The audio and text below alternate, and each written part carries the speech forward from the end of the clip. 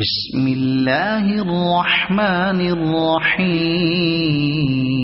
ألم تر إلى الذين خرجوا من ديارهم وهم ألوف حذر الموت فقال لهم الله موتوا ثم أحياهم إن الله لذو فضل على الناس ولكن أكثر الناس لا يشكرون وقاتلوا في سبيل الله واعلموا أن الله سميع عليم.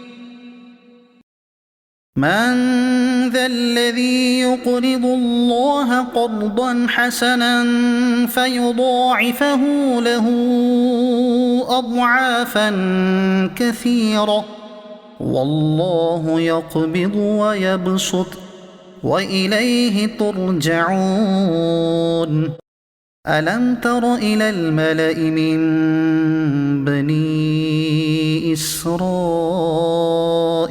من بعد موسى إذ قالوا لنبي له ابعث لنا ملكا نقاتل في سبيل الله قال هل عسيتم إن كتب عليكم القتال ألا تقاتلوا قالوا وما لنا ألا نقاتل في سبيل الله وقد أخرجنا من ديارنا وأبنائنا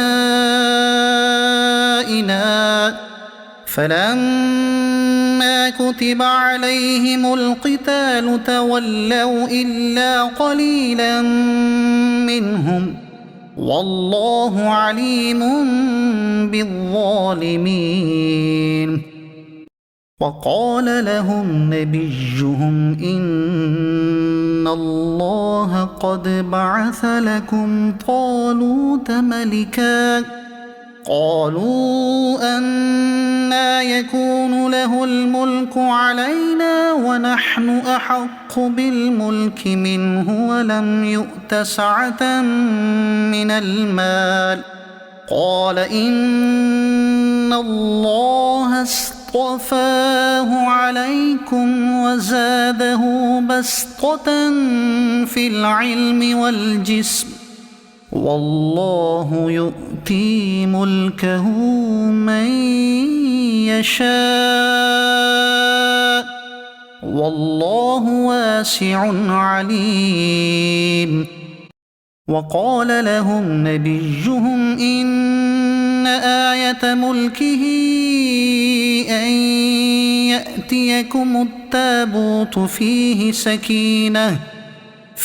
سكينة من ربكم وبقية مما ترك آل موسى وآل هارون تحمله الملائكة إن في ذلك لآية لكم إن كنتم مؤمنين.